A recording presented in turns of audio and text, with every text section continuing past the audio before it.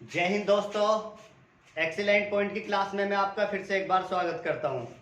तो जैसे कि आपने थंबनेल देख लिया होगा, भगत सिंह। तो आज हम किसके बारे में पढ़ेंगे? शहीद भगत सिंह के बारे में। और देखो, भगत सिंह के साथ ही एक शहीद और कहलाए थे, उधम सिंह। इन दोनों के बारे में हम पूरी अच्छे से डिटेल में पढ़ेंगे। तो उससे पहले हम किसको देखेंगे? भगत सिंह। और बाद में किसको देखेंगे? उधम सिंह। उधम सिंह क्या करता है? जो 13 अप्रैल 1919 को क्या जलियांवाला बाग हत्याकांड हुआ था, और उसका बदला लगभग 21 साल बाद जो माइकल और डायर की हत्या करता है ब्रिटेन में ही जाके, उसको देखेंगे आगे। उसके बारे में एक वीडियो अलग से देखेंगे। तो आज जो हम किसके बारे में पढ़ेंगे? भगत सिंह के बारे में। और भगत सिंह के साथ में जो बटुकेश्वर दत्त और चंद्रशेखर आजाद, इनके बारे में जो एचआरए के जितने भी सदस्य थे, उनकी सारी गतिविधियों को देखेंगे। तो आप चैनल को लाइक करें, शेयर करें और सब्सक्राइब करें, और वीडियो को शुरू से लेकर और अंत तक देखें, तभी आपको वीडियो अच्छे से समझ में आएगी। तो आइए शुरू करते हैं। तो 1919 में, जो 13 अप्रैल 1919 में जलियांवाला बाग हत्याकांड हुआ था, तो उसी समय 1919 में क्या लाई गई थी? राज्यों में द्वैत शासन प्रणाली।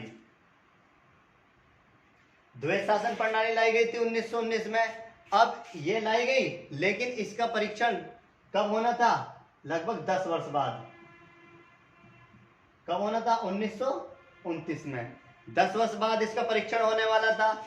लेकिन इसका जो उसी समय जो ब्रिटेन में क्या होने वाले थे? चुनाव होने वाले थे 1928 में। 1928 में चुनाव होने वाले थे, तो इसी के लिए परीक्षण होने वाला था 1929 में। अब इसका गठन कर दिया गया 1927 में ही, और कमेटी बनाई गई, और जिसके अध्यक्ष कौन बनाए गए थे?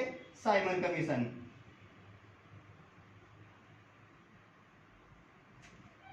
साइमन कमीशन बनाया गया 1927 में।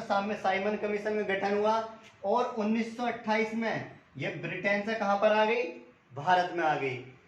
अब आने वाली कब थी? 1929 में। आ कब गई? 1928 में। तो इतने पहले क्यों आई? कुछ तो गड़बड़ है। होता है ना कि कहीं आप शादी में गए, शादी है 10 तारीख की, और अब पहले ही पहुंच गए वहां पे 2 तारीख में, तो आसपास के लोग कहते हैं ना कि क्या बात है, कुछ तो बात होगी, कि इतने पहले कैसे आ गए। तो इसी को ही देखते हुए 1929 की जगह 1928 में जैसे ही भारत में आई, अब इसी का ही जो साइमन कमीशन आया, इसी का ही विरोध करने के लिए हमारे एक क्रांतिकारी थे, लाला लाजपत राय। लाजपत राय। तो जब ये साइमन कमीशन रेलवे स्टेशन पर आया, और आने के बाद में तुरंत ही इसका विरोध करने के लिए सबसे आगे कौन थे? लाला लाजपत राय। और लाला लाजपत राय ने क्या यहाँ पर इसका बहुत ज्यादा शोर मचाया, और यहाँ पे इसका विरोध किया। और शोर इतना मचाया, यहाँ पे इन्होंने एक नारा और दिया यहाँ पे कि साइमन कमीशन वापस जाओ, साइमन कमीशन वापस जाओ। तो पूछ लेता है कि साइमन कमीशन वापस जाओ का नारा किसने दिया था? वो लाला लाजपत राय ने ही दिया था। जब यहाँ पे साइमन कमीशन वापस जाओ का नारा दे रहे थे, तो उस समय जो पुलिस अधीक्षक था सैंडर्स, ये पुलिस अधिकारी था उस समय सैंडर्स। तो ये सैंडर्स क्या कर देता है? यहाँ पर अपनी सेना को आदेश दे देता है, और इन पर लाठियां चलवा देता है लाला लाजपत राय पे। और लाला लाजपत राय पे यहाँ लाठियां बरसाई गई, इतनी लाठियां बरसाई गई, और जब इन्हें होश आया, और ये सीधे कहां पाए गए थे? हॉस्पिटल में। हॉस्पिटल में पाए गए, और हॉस्पिटल में इन्होंने देखा कि अब तो जो अंग्रेज सरकार है, उन्होंने भारत में बहुत ज्यादा मतलब गलत कार्य किए हैं। तो यहाँ पे इन्होंने एक, जब पूरे चोटिल हो चुके थे, इतने खून खराबे, इनसे चला भी नहीं जा रहा था, तो तब यहाँ पे इन्होंने एक नारा और दिया कि मेरे सिर पर लाठी का एक एक प्रहार अंग्रेजी सरकार के ताबूत को हिला कर रख देगी।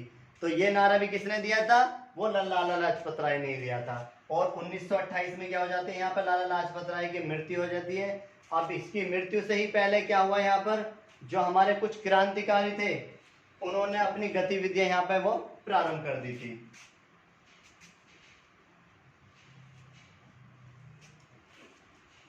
तो उसी से ही पहले चंद्रशेखर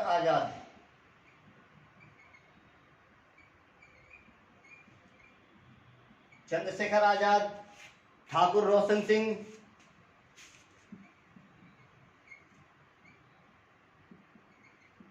अशफाक उल्ला खां, पंडित राम प्रसाद बिस्मिल, राजेंद्र लहड़ी। इस तरीके टोटल कितने 10 व्यक्ति थे, 10 व्यक्ति थे और इन्होंने एक पार्टी बनाई HRA, हिंदुस्तान रिपब्लिकन एसोसिएशन। इन्होंने एक पार्टी बनाई और उसके जो मुख्य अतिथि थे जिन्होंने एक पार्टी बनाई थी, पंडित राम प्रसाद बिस्मिल।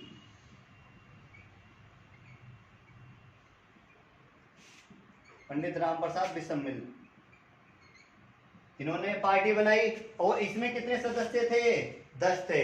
अब इसी को देखते हैं, इनके लोग थे लेकिन इनके पास क्या नहीं था, पैसा नहीं था, बंदूकें नहीं थी जो अंग्रेजों का सामना किया जाए। अब इसको देखते हुए इन्होंने क्या यहाँ पर पंडित राम प्रसाद बिस्मिल और अशफाक उल्ला खां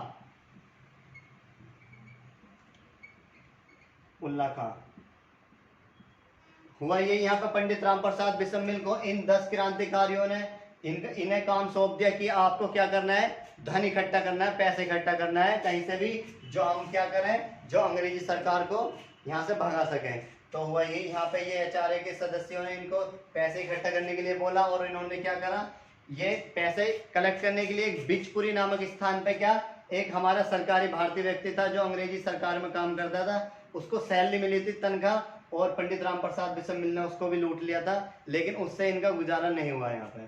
जब इसने लूटा यहाँ पे और इन्होंने छोटी छोटी चोरियां वगैरह की, लेकिन इन चोरियों से इनका कुछ नहीं होने वाला था। जब ये छोटी मोटी चोरी करते थे तो उसी समय क्या था, जो इन्होंने सोचा कि अब हमें चोरी कैसी करनी है, बड़ी चोरी करनी है, और वो भी किसकी, अंग्रेजों की, मतलब अंग्रेजों का खजाना लूटना है। तो उसी समय 9 अगस्त 1925 9 अगस्त 1925 को एक घटना हुई, काकोरी कांड। काकोरी षड्यंत्र।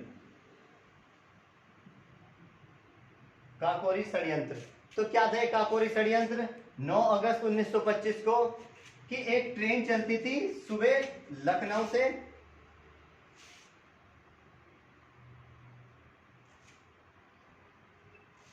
सहारनपुर,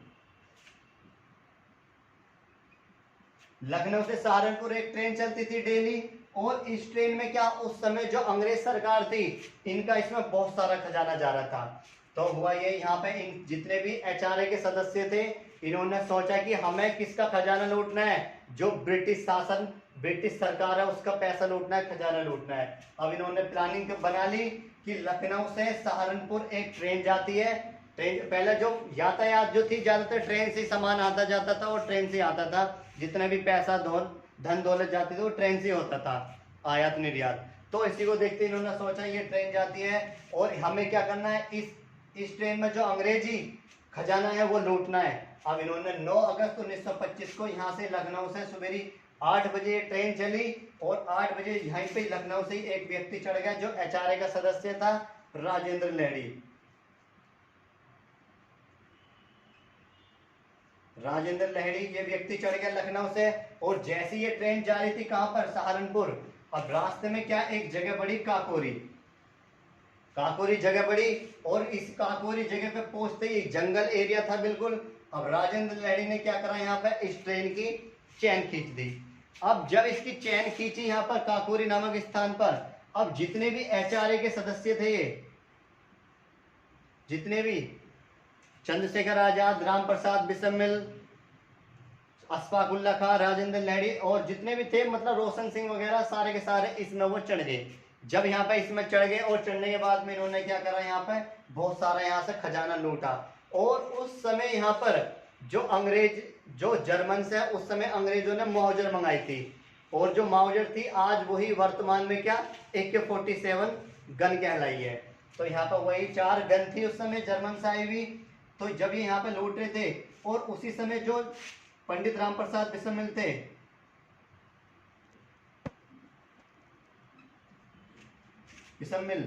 तो हुआ ये, जब ये गन देख रहे थे कि ये बंदूक है कैसी, अब इन्हें देखते देखते उसमें घोड़ा था, वो घोड़ा दब गया। अब इसी ट्रेन में एक यात्री था, अहमद खान नामक व्यक्ति था वो। और हुआ ये यहाँ पर उस ट्रेन इस गन से, इनकी गन से क्या हुआ, यहाँ पर उसका घोड़ा दब गया, और घोड़ा दबने के कारण जो अहमद नाम व्यक्ति था यहाँ पे क्या हो जाती है, इसकी मृत्यु होगी। अब इन्होंने क्या करा, ये सारा खजाना यहाँ से लूटने के बाद में अब उसके जो वो लगे थे, लॉक लगे हुए थे, ताले लगे हुए थे, अब ये तोड़ने लगे, इनसे वो ताले नहीं टूटे। अब इन्होंने क्या करा, उस सारे खजाने को कहां पर वो छुपा दिया, जगह जगह ऐसा खजाना वो छुपाया जो आज तक भी उस खजाने का कहीं से कहीं तक भी पता नहीं चला कि वो खजाना गया कहां पर। जब ये छुपा दिया, अब जो अंग्रेजी सरकार थी उन्हें पता चला कि ये ट्रेन लूट लिए। अब उन्होंने यहाँ पे छानबीन शुरू की, और छानबीन में पाया गया जो पंडित राम प्रसाद बिस्मिल थे, ये क्या अपने सर से एक पगड़ी बांधा करते थे। अब ये पगड़ी बांधा करते थे, और किसी तरह से उस ट्रेन में यहाँ पे इनकी वो पगड़ी जो थी चादर, वो चादर इस ट्रेन में यहाँ पर रह जाती है। जब ये यहाँ रह जाती है और पता चलता है अंग्रेज सरकार को, और अंग्रेज सरकार क्या करती है, इनको गिरफ्तार कर लेती है। और इनको गिरफ्तार करने के बाद में जितने भी थे, राजेंद्र लहड़ी, रोशन सिंह, राम प्रसाद बिस्मिल और अशफाकुल्ला खां, इनको सबको कहां पर, जेल में बंद कर देती है, गोरखपुर की। लेकिन इसमें जो चंद्रशेखर आजाद थे वो इसमें गिरफ्तार नहीं किए गए थे, वो बच गए थे। जब ये एचआरए के जितने भी सदस्य थे, यहाँ पे एचआरए की जो ये पार्टी बनी थी, अब ये पार्टी यहाँ पे क्या हो गई, खत्म हो गई। पार्टी खत्म होने के बाद में, और उसके बाद ही 1925 में ही 1925 में ही एक और कमेटी बनी, एक और पार्टी बनी। और इस पार्टी में कौन थे, चंद्रशेखर आजाद, भगत सिंह, बटुकेश्वर दत्त, राजगुरु, सुखदेव, बहुत सारे इस तरह के क्रांतिकारी थे। और इस पार्टी को किसने बनाया था, चंद्रशेखर आजाद ने। और इसका नाम क्या रखा, Hindustan Republican socialist association, Hindustan socialist Republican association, HSRA, इस पार्टी का नाम रखा गया। और हुआ ये, यहाँ पे जो थे इस पार्टी का हेड कौन था, चंद्रशेखर आजाद। अब यहाँ पे इन्होंने प्लानिंग की थी कि हमें किसका बदला लेना है, जो लाला लाजपत राय की मृत्यु किसने की थी, वो सैंडर्स ने। अब इसको देखते हुए यहाँ से चंद्रशेखर आजाद ने कहा कि ठीक है, उसकी हत्या निश्चित कर दी है हमने, इस डेट को उसको मारना है किसी तरह से। अब यहाँ से चंद्रशेखर आजाद, भगत सिंह और राजगुरु, ये तीनों चल देते हैं यहाँ से, जैसे चलते हैं यहाँ पर। और जो सैंडर्स था, सैंडर्स अपने ऑफिस में बैठा हुआ था, अब जैसे यहाँ से ऑफिस से निकला, ऑफिस से निकलने के बाद में ये इसने क्या किया, यहाँ से ऑफिस से निकला, स्कूटर पे बैठा, अपने जो भी बाइक थी उस समय बाइक पे बैठा, और बाइक पे बैठने के बाद चलने लगा आगे को। अब जो कौन थे, भगत सिंह और राजगुरु, ये क्या कर रहे थे, एक साइकिल से गए थे, और साइकिल को वैसे हो रिपेयर करने का नाटक कर रहे थे यहाँ पे। अब इन्होंने देखा, भगत सिंह ने और राजगुरु ने, और साथ में कौन था, चंद्रशेखर आजाद भी। इन्होंने निश्चित कर लिया था कि आज जो भी सैंडर्स को देखेगा गोली मारेगा उसमें, आज उसकी मौत निश्चित है। तो वही यहाँ पे जो भगत सिंह और राजगुरु यहाँ पे देखते हैं, और जैसे यहाँ पे ये बाइक से जा रहा था, तो पहली गोली कौन मारता है इसमें, राजगुरु। जैसी पहली गोली मारता है सैंडर्स में, अब गोली लगते ही यहाँ पे गिर जाता है, और गिरने के बाद क्या करता है ये सैंडर्स, यहाँ से भागने लग जाता है। जैसे भागता है, अब साथ में कौन थे, भगत सिंह, और भगत सिंह लेते हैं अपनी पिस्टल, और पिस्टल से सारी गोली सैंडर्स के अंदर उतार देते हैं। सैंडर्स की यहाँ पे क्या हो जाती है, मृत्यु हो जाती है। अब ऑफिस के बाहर ही कौन बैठा हुआ था, गार्ड। जब ये ऑफिस के बाहर बैठा हुआ था गार्ड, अब गार्ड किस में गोली मारने वाला था, भगत सिंह में। अब यहाँ पे कौन थे साथ में, चंद्रशेखर आजाद। और चंद्रशेखर आजाद ने देखा जो गार्ड है किस में गोली मारने वाला, भगत सिंह में। और चंद्रशेखर आजाद ने निकाली अपनी पिस्टल, और उसने इस गार्ड को टपका दिया। तो यहाँ पे सैंडर्स की हत्या हुई, और यहाँ पहला मुकदमा किस पर दर्ज हो गया, भगत सिंह और राजगुरु पर। क्योंकि जो चंद्रशेखर आजाद थे, इन पर तो पहले भी एक मुकदमा चल रहा था, काकोरी षड्यंत्र वाला। जब इन्होंने ये सैंडर्स की हत्या कर दी, अब उसी समय क्या था, एक सेफ्टी बिल पारित होने वाला था। सेफ्टी बिल कहां पर, असेंबली में होने वाला था सेफ्टी बिल। और इसका विरोध करने के लिए जो भगत सिंह थे और बटुकेश्वर दत्त, इन्होंने प्लान बना लिया कि ये सेफ्टी बिल किसी तरह से ये पारित नहीं होना चाहिए, क्योंकि अगर ये बिल पारित हो गया तो भारत में और ज्यादा क्या भारतीयों को गुलाम बना दिया जाएगा। अब इसका विरोध करने के लिए जो चंद्रशेखर आजाद थे, उन्होंने कहा कि ठीक है तुम सेफ्टी बिल का विरोध कर रहे हो, अच्छी बात है, लेकिन आप वहां पे बम फेंकना, लेकिन किससे कहा था? भगत सिंह से, कि आप वहां पर बम फेंकना और उस जगह पे फेंकना जहां पे गोरे हो, कुछ तो गोरे मारे जाएंगे। तो भगत सिंह ने कहा कि नहीं, मैं सिर्फ वहां पे ये बम फेंकूंगा, और ये बम कैसा होगा? बिल्कुल खोखला बम होगा। मैं सिर्फ जो अंग्रेजी सरकार है उसके कान खोलूंगा और उनको दिखाना चाहूंगा कि जो आपकी ये बहरी सरकार है ये कितना गलत अत्याचार कर रही है। तो यहाँ पे चंद्रशेखर आजाद ने कहा कि नहीं, अगर आप ऐसा करते हो तो इस काम को मैं करूंगा, आप यहीं रहो। तो भगत सिंह ने कहा कि नहीं। तो चंद्रशेखर आजाद ने कहा कि अगर आपने ये कहा तो आपको वहां से तुरंत ही भागना पड़ेगा। लेकिन भगत सिंह ने कहा कि नहीं, मैं भागूंगा नहीं, मैं तो अरेस्ट होने ही जा रहा हूं। तो वही यहां से भगत सिंह और बटुकेश्वर दत्त, बटुकेश्वर दत्त ये दोनों चल देते हैं असेंबली में। हेडिंग डालिए 8 अप्रैल 1929। 8 अप्रैल 1929 को सेंट्रल बम असेंबली हत्याकांड। और वही यहाँ पे भगत सिंह और बटुकेश्वर दत्त ये दोनों प्लानिंग करके आ जाते हैं यहाँ पर। और जैसे ही यहाँ पे कोर्ट चल रही थी और यहाँ पे ये भगत सिंह और बटुकेश्वर दत्त बम निकालते हैं, खाली बम, और बम को ऐसे स्थान पे गिराते हैं जहाँ पे लोग भी नहीं थे, और यहाँ पे गिराते हैं। और गिराने के बाद में यहाँ भगत सिंह क्या करता है, यहाँ पे एक नारा देता है, इनकलाब जिंदाबाद, इनकलाब जिंदाबाद। तो पूछ लेता है कि इनकलाब जिंदाबाद का नारा किसने दिया था? वो भगत सिंह ने दिया था। इनकलाब जिंदाबाद, इनकलाब जिंदाबाद का नारा किसने दिया? भगत सिंह ने। लेकिन इनकलाब जिंदाबाद का जो रचना की थी वो इकबाल ने की थी। पूछ लेता है इसकी रचना किसने की थी? वो इकबाल ने की थी। जबकि इसे गाया किसने था पहली बार? भगत सिंह ने। अब यहाँ पे इन्होंने कुछ पर्चे बांटे थे भगत सिंह ने और बटुकेश्वर दत्त ने, कि हमारा मतलब, उन पर्चों पे लिखा हुआ था कि हमारा मतलब यहाँ पे किसी को मारना या नुकसान पहुंचाना नहीं है, हमारा मतलब तो सिर्फ यहाँ पे क्या है, जो अंग्रेजी सरकार बहरी है उसको, उनके कान खोलना हमारा यहाँ पर मतलब है, और हमें किसी को नुकसान पहुंचाना नहीं है। अब इसको देखते हैं, यहाँ पे भगत सिंह और बटुकेश्वर को यहाँ पर अरेस्ट कर लिया गया। और अरेस्ट करने के बाद में इन्हीं का ही एक दोस्त था राम गोपाल। ये राम गोपाल क्या करता है, ये सारी जो सैंडर्स की हत्या हुई ये बता देता है कि पहली गोली किसने मारी? जो सुखदेव चंद्र राजगुरु था, पहली गोली उसने मारी। जो भगत सिंह था, भगत सिंह ने उसके अंदर 6 गोली मारी। अब बचा कौन? गार्ड था, गार्ड की गोली किसने मारी थी? चंद्रशेखर आजाद ने। और इस तरीके से इनके ऊपर एक और मुकदमा दर्ज हो गया सैंडर्स की हत्या का। अब जो उसी समय इन तीनों को यहाँ पे गिरफ्तार कर लिया गया, भगत सिंह, सुखदेव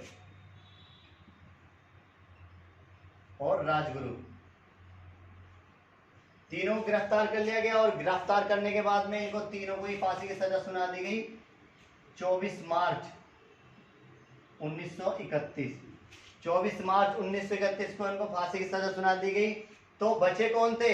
चंद्रशेखर आजाद। और चंद्रशेखर आजाद क्या कर रहे थे? उनके पास पैसे की कमी थी और उस समय क्या रूस की क्रांति चल रही थी। उन्होंने सोचा कि मेरे पास जो कुछ क्रांतिकारी बचे हैं, मैं इनको कुछ पैसे दे दूं और कुछ कागज दे दूं, जो कहाँ चले जाएंगे? रूस चले जाएं, और रूस में जाके क्या करें, वहां पे ये ट्रेनिंग ले सकें। तो हुआ यही। इसी समय जो चंद्रशेखर आजाद थे, इनके एक दोस्त थे रोशन सिंह, और वो क्या कर रहे थे? रोशन सिंह वो एक बम का परीक्षण कर रहे थे और रात को वो बंद कमरे में थे और बम क्या हुआ? फट गया। और इस तरीके से जो रोशन सिंह थे उनकी मृत्यु हो गई थी। तो इस तरीके से जो चंद्रशेखर आजाद थे वो इसमें टूट चुके थे, क्योंकि उनके दोस्त जो थे उनकी मृत्यु हो गई थी।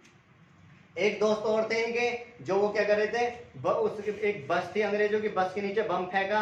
वो बम तो बस के नीचे नहीं फटा, लेकिन वो वहीं फट गया था। इस तरीके से इनके जो दूसरे दोस्त थे उनकी भी मृत्यु हो गई थी। तो यहाँ पे चंद्रशेखर आजाद पूरी तरह से टूट चुके थे। तो इन्होंने क्या करा कि पैसा चाहिए कैसे भी कर गए। तो इन्होंने ही सोचा कि मुझे लोगों से किस तरीके से धन लूटना है। तो उसी समय एक काशी के एक महान व्यक्ति थे और बहुत बुजुर्ग थे, बहुत पैसे वाले थे। तो इन्होंने सोचा चंद्रशेखर आजाद ने कि मुझे क्या करना है, ये जो काशी के हैं व्यक्ति हैं और इनके पास बहुत पैसा है, ये इनकी मृत्यु जल्दी हो जाएगी और क्यों ना इनकी मैं जाके देख रेख करूं और इनकी मृत्यु होने के बाद में जो सारा पैसा वो किसका हो जाएगा, धन दौलत वो मेरी हो जाएगी और फिर मैं इस तरीके से जो क्रांतिकारी हैं उनको पैसे देके सीधा कहाँ भेज दूँ और रूस भेज दूंगा। तो ये यहाँ पे ये आए और काशी का जो व्यक्ति था वो मृत्यु तो हो नहीं पाई उसकी, लेकिन उसकी ऐसी सेवा पानी कराता था इनसे और वो मरने की जगह और ज्यादा जिंदा हो गया। तो इतना हष्टपुष्ट हो गया और यहाँ पे चंद्रशेखर आजाद ने सोचा कि ये ना मरे, यहाँ से तो निकल लो। चंद्रशेखर आजाद इसको छोड़ के अब अपने दोस्त के साथ में ही चंद्रशेखर आजाद, इनके दोस्त था सुखदेव राज सिंह।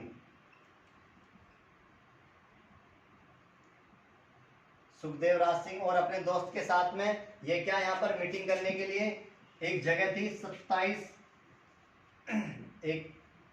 27 फरवरी 1931। इस डेट को एक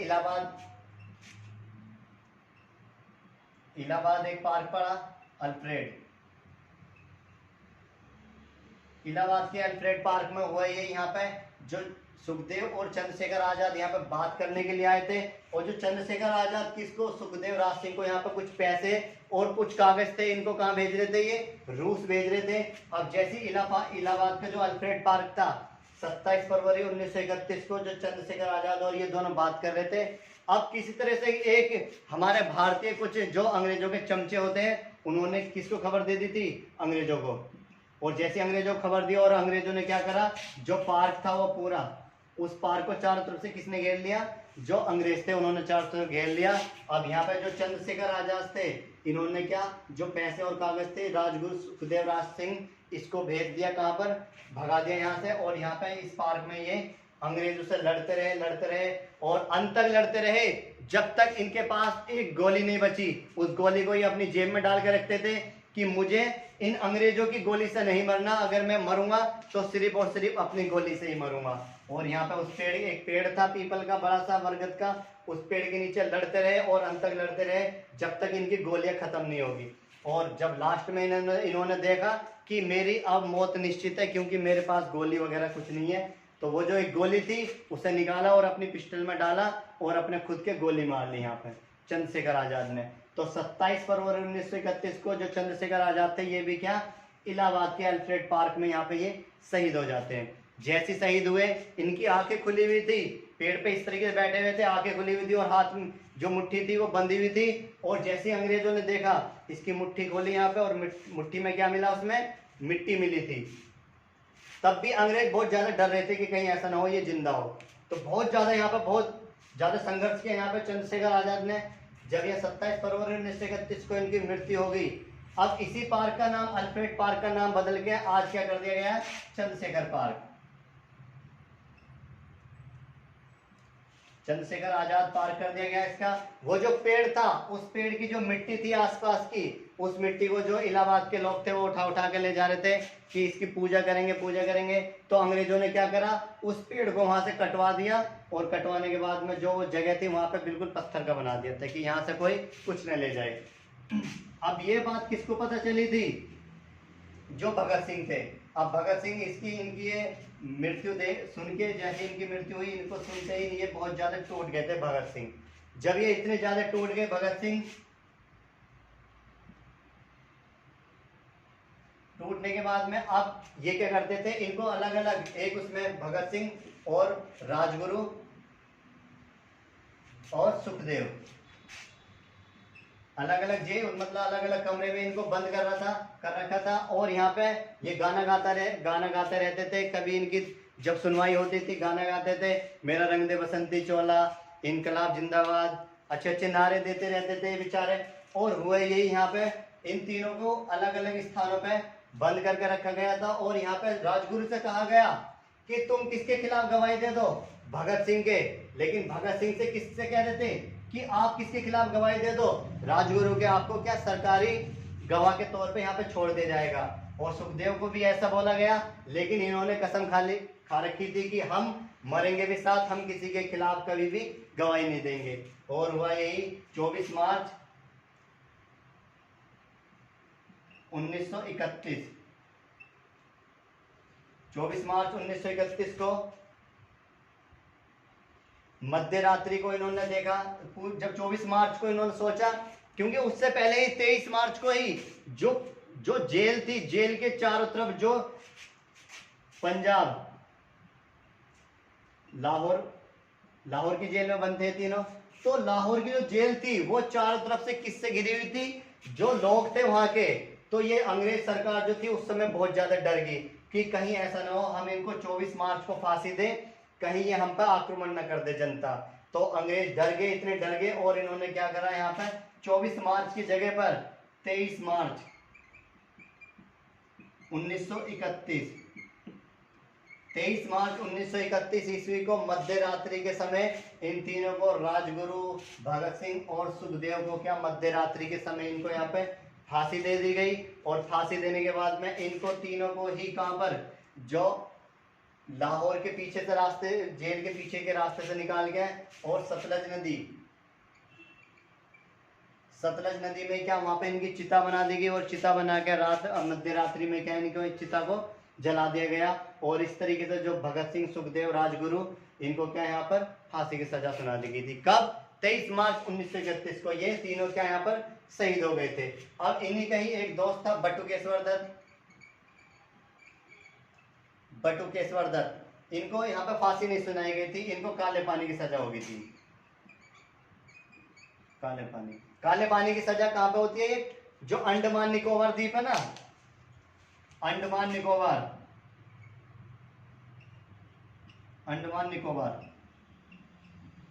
यहाँ पे काले पानी की सजा सुनाई जाती है। और यहाँ पे क्या था, काला पानी, कि एक गंदा नाला था, और उस गंदे का इतना गंदा पानी था, जो वहां पे प्यास लगती थी हमारे भारतीयों को, उस गंदे पानी का नाले का पानी दिया जाता था, उसको पिलाते थे, और जिसके कारण वो वैसे न मरे तो उस पानी को पी कर मर जाए। इतनी गंदी गंदी न यात्राएं दी जाती थी, इनको मारते थे, पीटते थे, और इस तरीके से वो चलवाते थे कि वहां पे गेहूं पिसवाते थे इनसे आटे के लिए, कि जब तक आप इतना आटा नहीं पीसोगे तब तक आपको पानी नहीं दिया जाएगा। तो इस तरीके से बहुत ज्यादा भारतीयों के साथ उस समय जो अंग्रेज थे अत्याचार करते थे। अब जैसे 24 मार्च को पता चला यहाँ पर कि तुम्हारे जो जितने भी ये शहीद थे, इनको कब 23 मार्च 1931 को, एक रात पहले ही क्या इनको फांसी दे दी गई सतलज नदी पर। और इस तरीके से जो तीनों थे बेचारे शहीद कहलाए। और 23 मार्च को कौन सा दिवस मनाया जाता है? शहीद दिवस मनाया जाता है। तो इसके बाद में एक क्रांतिकारी और आते हैं, उधम सिंह। ठीक उसी तरह से उधम सिंह भी भगत सिंह की तरह ही थे। इन्होंने 21 साल बाद किसका बदला लिया था? जो जलियांवाला बाग हत्याकांड हुआ था। तो आज के लिए इतने काफी, कल फिर मिलते हैं एक नई क्लास के लिए। तो आप सारी क्लासेस देखें और प्ले लिस्ट में जाए, क्लास 1 से शुरू करें और क्लास 27 तक बिल्कुल आप एकदम डीपली और एकदम डेट टू डेट एकदम पढ़ते रहना उसको। और जैसे आधुनिक इतिहास खत्म होगा, हम इसके बाद तुरंत ही क्या प्राचीन इतिहास शुरू करेंगे, और जिसको आपको अच्छे से समझ में आएगा किस तरीके से क्या कहानी थी। देखते हैं आगे, फिर कल फिर मिलते हैं एक नई क्लास। इसके लिए धन्यवाद आज के लिए।